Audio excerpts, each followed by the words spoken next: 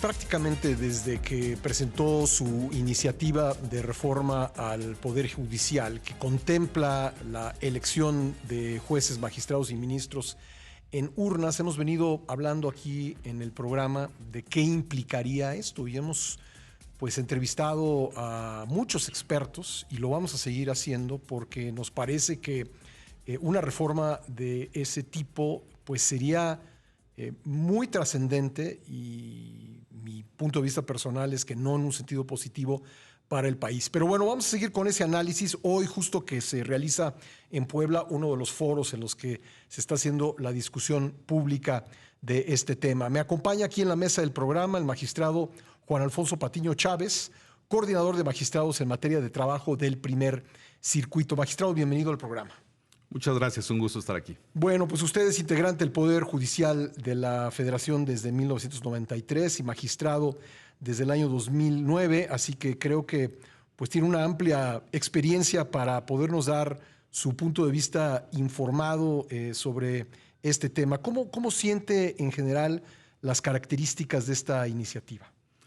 Es una reforma sin duda discutible. Hemos estado ya analizándola desde febrero de este año que se presentó. Y me parece que la verdad es una reforma que trae muchos planteamientos discutibles. En primer lugar, las premisas en mi concepto son falsas. Las premisas es un órgano plagado de corrupción. No es así. Somos parte de un sistema de justicia no necesariamente conocido, en donde muchas veces se nos confunde con los policías judiciales, por ejemplo. O con las fiscalías. Con las fiscalías, sí. Con las juntas de conciliación y arbitraje. Sí. Y nada de eso forma parte del Poder Judicial de la Federación. Entonces a nosotros se nos atribuyen algunos vicios que no necesariamente son nuestros. Desde luego que puede haber, y eso como en todos lados. En todos lados, ¿no? Exacto.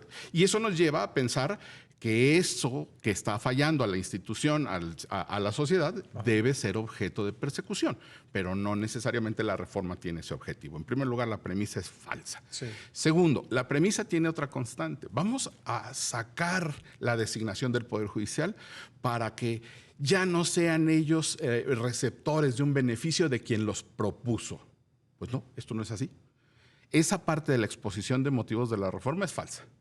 A nosotros nadie nos propone. Yo soy magistrado de carrera, participé en un concurso de oposición en donde resultamos vencedores 25 personas de 700.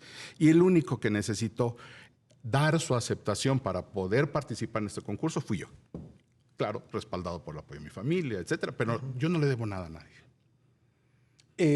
Y digamos, el cargo que usted tiene lo tiene en función de ese examen de oposición. Así es, se realiza un examen de oposición con múltiples etapas, 3 etapas muy pesadas, muy complicadas, no son fáciles de superar y que nos da la aptitud de ser titulares del Poder Judicial, sujetos a una ratificación a los 6 años de haber sido designados. Y después de esos 6 años, como consecuencia de la función, tenemos una inamovilidad en el empleo. Ahora, ¿qué garantía habría de que eligiendo a los jueces, ministros y magistrados tendríamos los electores el tino de elegir a los mejores? En mi concepto, ninguna. La premisa, volvemos a lo mismo, la reforma para mí es errónea. ¿Por qué razón? Porque el primer acto que requiere un titular para participar en este proceso es conseguir el apoyo o la propuesta de un integrante del Poder Judicial, del Ejecutivo o del Legislativo. De entrada ahí yo ya le debería la propuesta a alguien. Ya no sería un acto independiente mi participación en la encuesta. Y luego viene la encuesta, una encuesta que no tiene más que tiempos oficiales de campaña. ¿Cómo? Con el universo de aspirantes que habrá en las primeras elecciones, se podría lograr una participación de forma tal que el electorado conociera a sus candidatos. No habría forma. En el primer circuito se estima que serían 700 las personas que participaran en la primera elección de aplicarse la reforma como esta. Tendría que haber una urna por cada uno de esos 700 cargos. Así es, porque el vocablo... Una boleta por cada uno de esos 700 cargos. Así es, la reforma lo que habla es de elección por cada cargo. Sí. Esa es la palabra que se emplea. ¿El primer circuito territorialmente qué comprende? Ciudad de México. Solamente Ciudad de México. Ciudad de México. En términos generales, un circuito es un estado. No recuerdo así de memoria, pero deben ser alrededor de 6 millones de electores, 7 millones de electores. Multiplicarlo por 700 cargos, ese es el número de boletas que habría que imprimir y cada elector tendría que ir a la urna, le darían sus 700 boletas cada una distinta. Así es. Y tendría que elegir entre las personas en esas boletas. Así es, la reforma habla de elección por cada cargo, entonces el electorado tendría que llegar, recibir su paquete de 700 boletas, esto contemplando corte, tribunales federales y tribunales locales que también están inmersos en la reforma constitucional. Porque la reforma dice que una elección por cada cargo. Por cada cargo. O sea, no irían en paquete. Como está ahorita, Sí. no tendría posibilidad de irse en Sí. paquete. Y habría que preguntarse si en paquete hay posibilidad de distinguir entre buenos y malos candidatos. Bueno, yo no tendría esa capacidad. O sea, digamos, soy una persona que se informa por cuestiones de mi trabajo. Yo no tendría capacidad de saber por quién votar, sinceramente. Y bueno, y si hubiese una suerte de campaña, ¿no? Pues sería o bien caótica o daría lugar a un favoritismo, que algunos tuvieran publicidad y otros no. Para empezar, expresamente la Constitución refiere que no puede haber ni aportaciones ni inversiones privadas para la campaña. Sí. Tampoco las hay públicas. ¿Cómo podría realizarse una campaña? La única mención que hace la reforma es tiempos oficiales de comunicación. ¿Cómo se dividirían esos tiempos oficiales en una forma útil para conocer a aspirantes a 700 cargos? Claro. Bueno, vimos en la pasada contienda electoral cómo fuera de lo que establece la ley muchos se anunciaban, con truquitos como poner su foto en la portada de una revista que no existe, etcétera, etcétera, etcétera. Pero bueno, aún así, pues yo creo que sería, como está planteado, sería prácticamente imposible que pudiéramos elegir. Pero vamos a suponer que se hace la elección y salen, electos una serie de jueces, ministros y magistrados. ¿Qué tipo de poder judicial tendríamos entonces? En primer lugar, no tendríamos uno basado en el mérito, tendríamos uno basado en popularidad. Y esto lo digo con todo lo que hay atrás. En el Tin Marín, magistrado. En el Tin Marín, sí. En cualquier elección que no privilegie la capacidad del resolutor. Sí. Pero además tendríamos una elección o un poder judicial que ya tuvo dependencia de diversas personas, el que lo propuso, el que ayudó en la campaña, el que votó por él. Y entonces las interpretaciones estarán sesgadas a complacer a esos genéricos, a esas poblaciones. Entonces yo le voy a tener que respaldar a quien me propuso, voy a tener que respaldar a cierta ideología de cierto sector que votó por mí y no a la defensa de los derechos. Y a mí me parece que ese es un aspecto fundamental. El Poder Judicial de la Federación no está ni para respaldar ni para atacar ideologías. Nosotros no decidimos si una política de salud está bien o mal realizada. Lo único que nos toca ante el impulso de alguien que se siente agraviado es decir, ¿se violan o no derechos? Eso es lo único que hacemos nosotros. Y entonces lo que decimos es, si no le proporcionas medicamentos, violas el derecho a la salud. Si lo corres del trabajo bajo la figura de los contratos de honorarios, viola su derecho a la estabilidad. Si lo detuviste sin considerar el debido proceso, viola sus derechos. Tal cual. Y entonces imaginemos un escenario en donde yo tengo que pasar por la opinión pública para sostener mis criterios. Ya no sería un poder judicial o un pronunciamiento independiente y autónomo.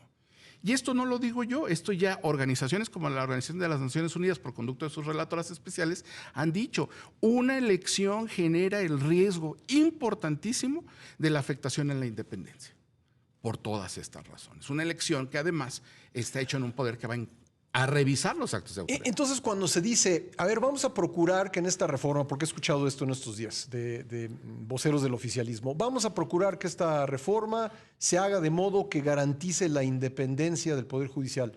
Es algo imposible. Al contrario, como está estructurada, busca todo lo contrario. Hacerlo dependiente. Hacerlo dependiente. Ya cada factor de poder será el que decida de quién, porque no olvidemos que esta reforma es aplicable en todo el país, con todos los grupos fácticos y jurídicos de poder que cada región vaya dando. Entonces, en las elecciones locales, esos grupos de poder, por ejemplo, estarán denominados o dominados en principio por el gobernador. En zonas del país en donde el crimen organizado tiene una presencia mayor, entonces esos grupos van a poder participar en estos elementos. En materia laboral, imaginemos zonas en donde los sindicatos tienen una presencia importantísima. ¿Qué va a suceder? Pues van a impulsar a su juez.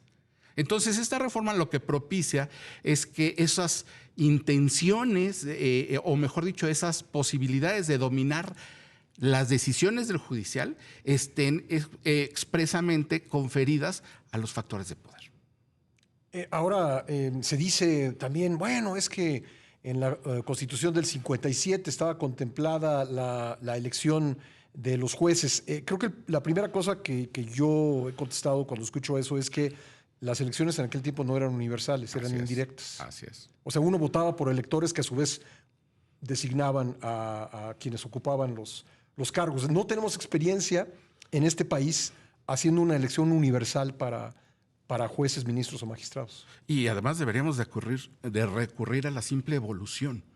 A mí me parece una señal desafortunada remitirnos a una experiencia obsoleta que ha demostrado su ineficacia de otro país, sí, etcétera, y que nos determine hacia dónde queremos. Yo sería más de la idea de evolucionar, encontrar las fallas que efectivamente pueden existir en el Poder Judicial de la Federación actual, diagnosticar cuáles son los problemas y esos específicos. A ver, yo le pregunto sobre uno que he escuchado muchísimas veces, la saturación de trabajo que tienen, faltan jueces, falta personal.